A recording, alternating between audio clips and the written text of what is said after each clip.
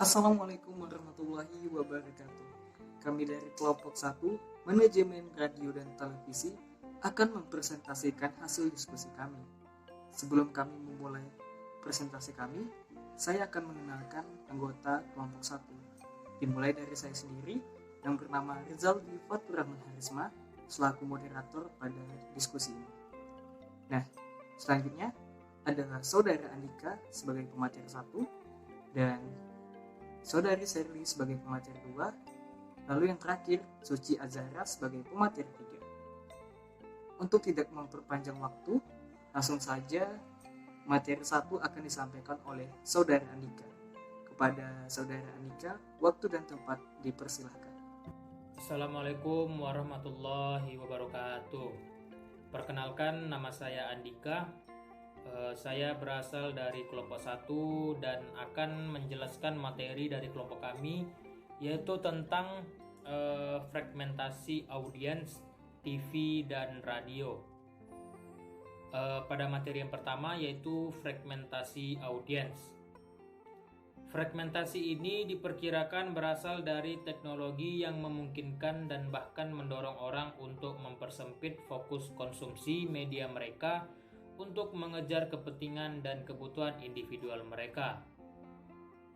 Sebagai hasil dari fokus yang menyempit pada konten tertentu, orang tampaknya akan mengabaikan pesan lainnya. Katz tahun 1996 berpendapat bahwa proses macam itu bermasalah bagi berfungsinya demokrasi modern. Pemirsa terfragmentasi tidak mungkin mengkonsumsi konten berita yang umum, yang berpotensi membuat mereka kurang informasi tentang masalah utama yang mereka hadapi. Penggunaan media yang disesuaikan secara individu tampaknya cepat menggantikan kedatangan nasional bersama-sama dan kesenangan tampaknya mendorong urusan publik semakin tidak terlihat. Fragmentasi itu sendiri bisa kita sebut sebagai pemisah, pembagian, pengelompokan, atau juga bisa kita sebut sebagai segmentasi. Fragmentasi dan keaktifan audiens tidak bisa dilihat dalam sisi yang sama, sebab fragmentasi adalah tahapan di mana audiens akan menemukan jawaban dari kebutuhan informasinya dalam situs berita tertentu dan segmen konten berita tertentu. Audiens yang memiliki taste yang cenderung akan mengarah pada media yang menyajikan konten sesuai dengan yang mereka inginkan jika dimasukkan ke dalam teori uses and gratification. Dalam hal ini, audiens telah menemukan gratification obtained atau kepuasan yang diperoleh. Kedua, keaktifan audiens dalam hal ini, gratification shocks atau pencarian kepuasan, berada pada tatanan proses konsumsi berita itu sendiri. Berbeda dengan segmentasi atau fragmentasi yang berada dalam tatanan pengelompokan audiens berdasarkan pencarian kepuasan itu sendiri. Lingkungan seperti itu mengancam fondasi sistem politik berdasarkan asumsi kewaspadaan dan keterlibatan warga negara. Unsur kunci dari kekhawatiran tentang fragmentasi dalam domain premis berita adalah bahwa orang yang akan mengkhususkan konsumsi berita mereka bila diberi outlet berbasis internet yang sangat terfokus. Tentunya, fragmentasi penonton kemungkinan besar terjadi bila ada media diskrit yang menawarkan produk terdiferensialkan, namun hanya sedikit penelitian yang melihat pada satu domain spesifik internet untuk menentukan berapa banyak spesialisasi yang di area tersebut. Akibatnya, spesialisasi di media sering diasumsikan tanpa dievaluasi secara eksplisit. Fragmentasi menggambarkan hubungan potensial antara khalayak dan informasi. Sebagai fungsi umum, media berita memberikan informasi tentang dunia luar pengalaman anggota audiens. Mengingat bahwa pemirsa selektif dalam paparan informasi mereka secara aktif memilih bagian dari dunia yang diterangi yang ingin mereka lihat. Semakin banyak mengembangkan kebiasaan pemilihan berita tertentu, yaitu semakin banyak mereka menghususkan diri. Semakin besar kemungkinannya untuk terpapar pada kumpulan informasi tertentu. Dalam banyak hal, argumen fragmentasi dikaitkan dengan gagasan Converse tahun 1964 dalam Tewksbury 2005 tentang isu publik. Converge membahas kemungkinan bahwa isu politik menarik sejumlah spesifik warga yang berminat yang datang untuk mendapatkan informasi tentang masalah itu. Dalam proses mengikuti satu isu, bagaimanapun orang mungkin akhirnya tidak tahu banyak tentang orang lain. Dengan mengambil konsep ini ke konteks yang lebih luas, seseorang dapat berargumentasi bahwa orang dapat memperoleh informasi tentang satu atau dua topik berita, misalnya urusan internasional dan sepak bola profesional yang menarik perhatian mereka dan kurang memperoleh informasi tentang orang lain. Fragmentasi pemirsa paling mungkin terjadi pada kehadiran bersama spesialisasi penonton dan outlet. Varietas pertama adalah sejauh mana individu membatasi pembacaan berita mereka ke topik tertentu. Yang lebih penting adalah penelitian terbaru menunjukkan bahwa internet mungkin sangat kondusif bagi spesialisasi audiens berita. Ketika diberi kesempatan untuk membatasi pembacaan mereka, khalayak berita tampaknya sangat bersedia membatasi perhatian mereka pada topik yang terfokus. Selektivitas ini mempengaruhi apa yang khalayak belajar tentang kejadian terkini dan bagaimana mereka menilai kepentingan relatif dari masalah yang dihadapi bangsa. Dalam melihat fragmentasi audiens dan mengaitkannya dengan sikap audiens yang sangat aktif di era kontemporer, ada hal yang sedikit bertentangan menurut penulis. Dalam masalah yang penulis ajukan dalam tulisan ini misalnya, bagaimana melihat pola fragmentasi audiens di tengah keaktifan audiens itu sendiri dalam melihat informasi yang mereka inginkan.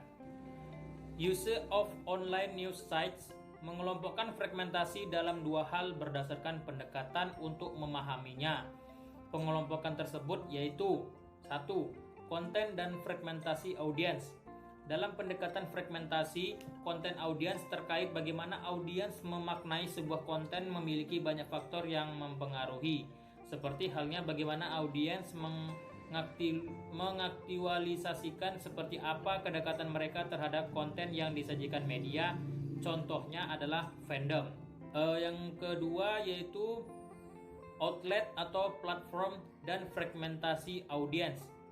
Dalam pendekatan outlet kita melihat fragmentasi sebagai cara dalam menyajikan sebuah konten atau tayangan kepada khalayak berdasarkan dengan kebutuhan khalayak. Perbedaan mendasar antara fragmentasi di wilayah konten dan di wilayah outlet adalah pada tataran outlet fragmentasi adalah agenda yang dibuat oleh pihak produsen berita untuk mengarahkan penonton yang memiliki spesialisasi terhadap konten tertentu untuk bergabung menjadi audiens dalam platform tersebut.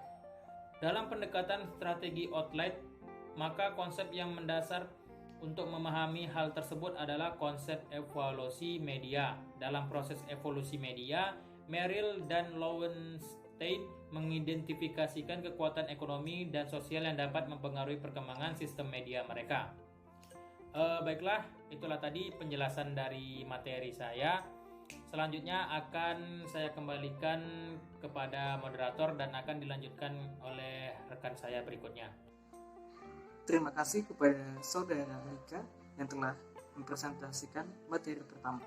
Selanjutnya, materi kedua akan dilanjutkan oleh Saudari Serli Aprilia. Kepada Serli Aprilia, waktu dan tempat dipersilahkan. Baiklah, saya akan melanjutkan presentasi dari Saudara Andika, yaitu fragmentasi audiens TV dan radio.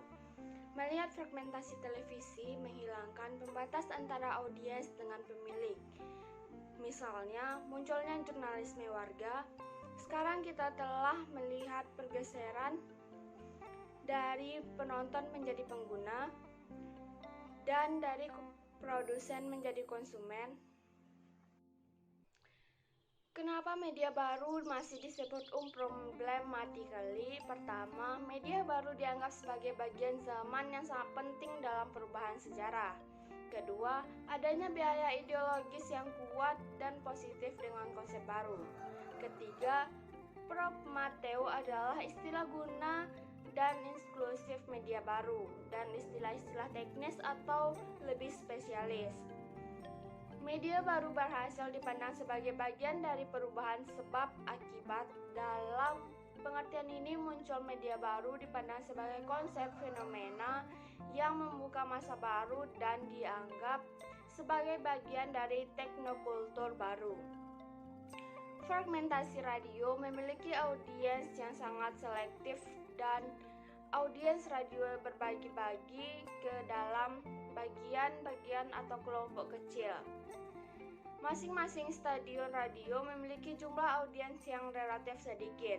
Stasiun radio terkenal di suatu kota biasanya memiliki audiens kurang dari 10% dari total audiens secara keseluruhan.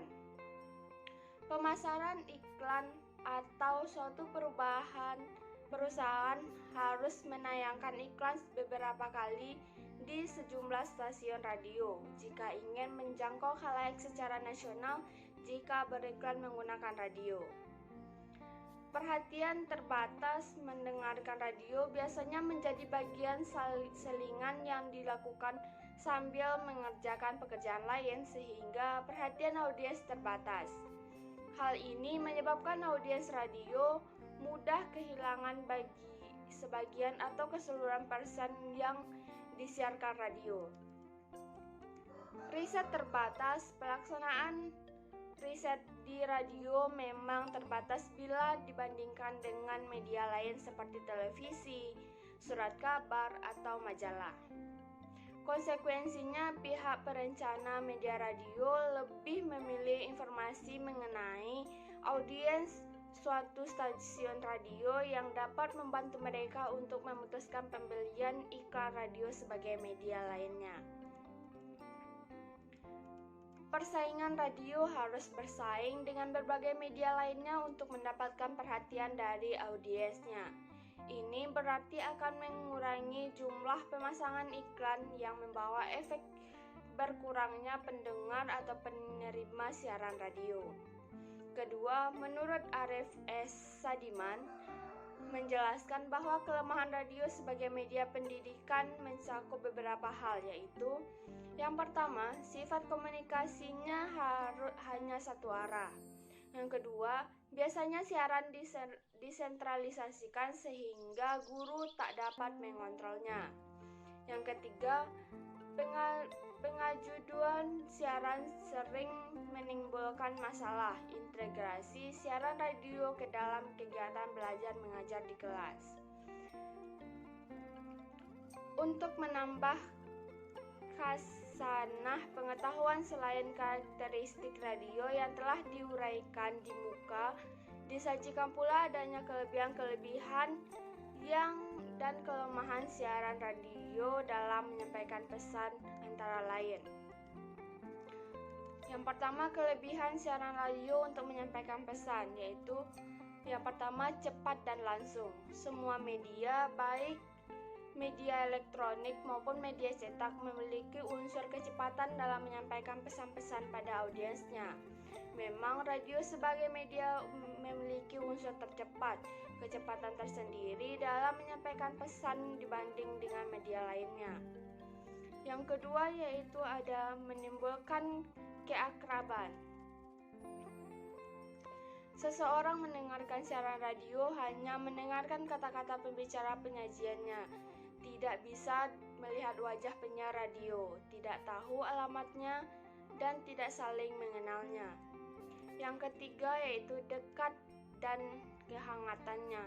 Setelah adanya rasa keakraban antara penyiar dengan pendengar radio, selanjutnya akan tumbuh rasa keakraban. Yang keempat, sederhana. Dalam melaksanakan siaran radio dilakukan dengan mudah, tidak rumit, dan tidak banyak panik. Baik bagi pengelola dan pendengar. Yang kelima, tanpa batas. Siaran radio menembus batas-batas geografis. Yang keenam, murah. Setelah satu media yang dikatakan relatif lebih mudah adalah media radio. Yang ketujuh, fleksibel. Kelemahan-kelemahan yang terdapat pada media radio.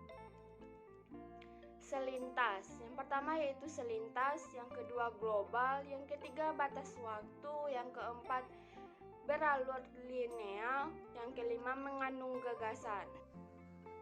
Terima kasih kepada Saudari Sherly telah menyampaikan materi kedua. Selanjutnya, materi 3 akan disampaikan oleh Suci Azhara. Kepada saudari Suci Azhara, waktu dan tempat dipersilahkan. Nah, baiklah teman-teman, saya Suci Azhara akan melanjutkan penjelasan dari Shirley Aprilia, yaitu tentang ciri media baru. Ciri-ciri media baru ini ada 6. Yang pertama yaitu digital. Pada umumnya, semua input data diubah ke dalam bentuk angka-angka. Data biasanya mengambil bentuk dari kualitas seperti cahaya, suara, dan ruang yang dikodekan seperti tulisan, teks, grafis, diagram, foto, dan video, yang kemudian diproses lalu disimpan sebagai angka dan dapat menjadi output dalam bentuk sumber online. Yang kedua yaitu interaksivitas.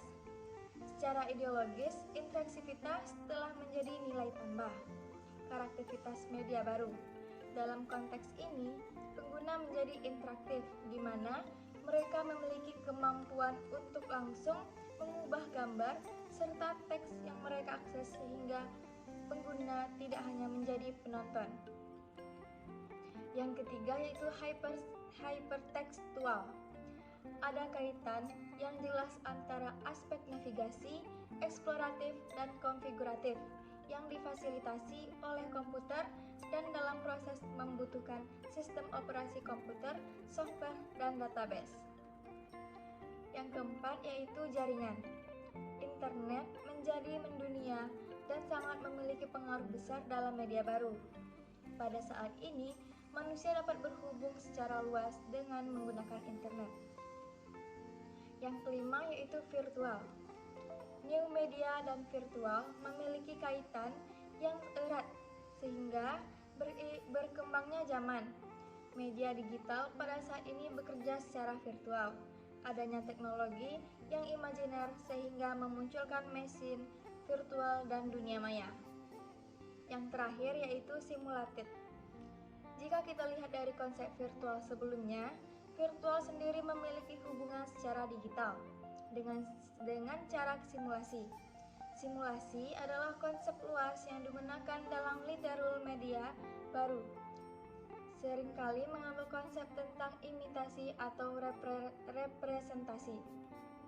Selanjutnya yaitu dasar-dasar melakukan segmentasi audiens. Yang pertama yaitu segmentasi demografis.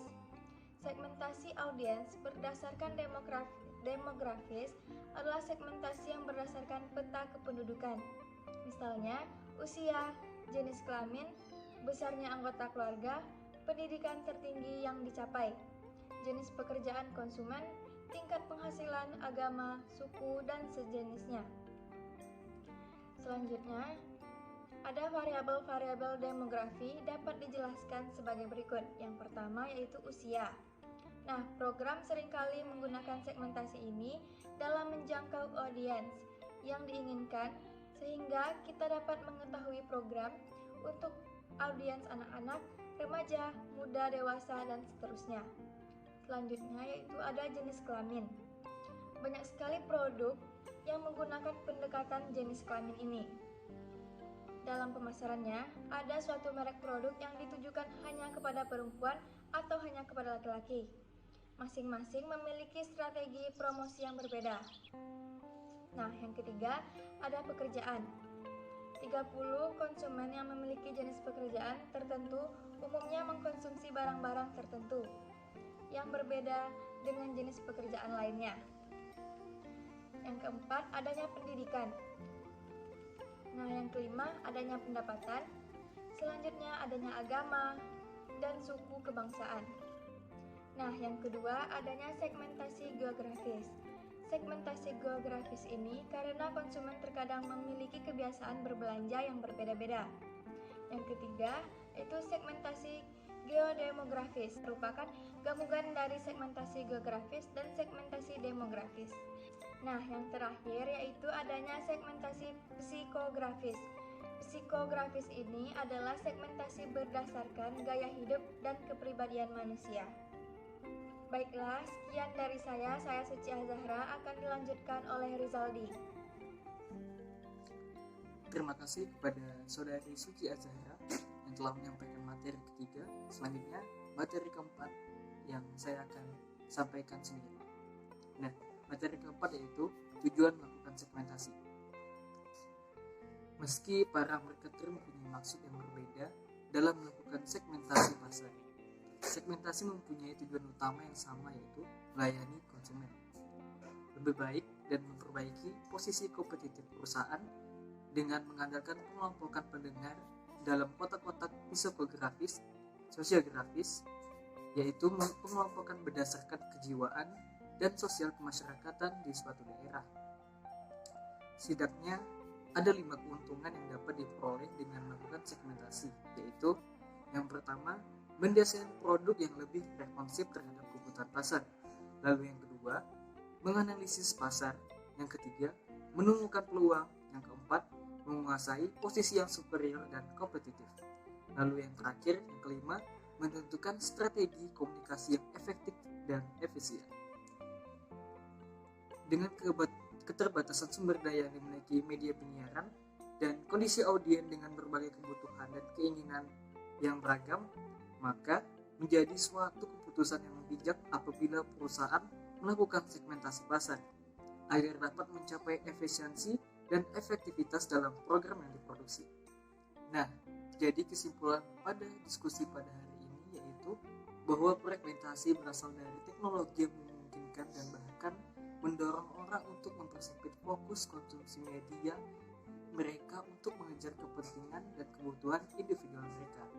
Fragmentasi menggambarkan hubungan potensial antara khalayak dan informasi. Sebagai fungsi umum, media berita memberikan informasi tentang dunia di luar pengalaman anggota audiens. Nah, terima kasih kepada pemateri sebelumnya. Dan untuk teman-teman, inilah yang dapat kami sampaikan. Lebih dan kurang mohon maaf. Wabillahi taufik wal hidayah. Wassalamualaikum warahmatullahi wabarakatuh.